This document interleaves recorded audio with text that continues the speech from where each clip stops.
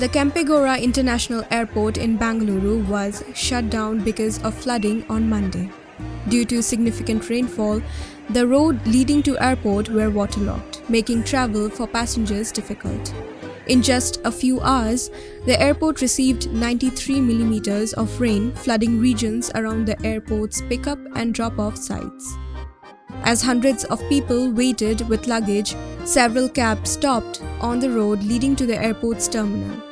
Passengers documented their harrowing experience on Twitter, posting films and clips of their harrowing tractor rides to airport to make it in time for their flights. Airport!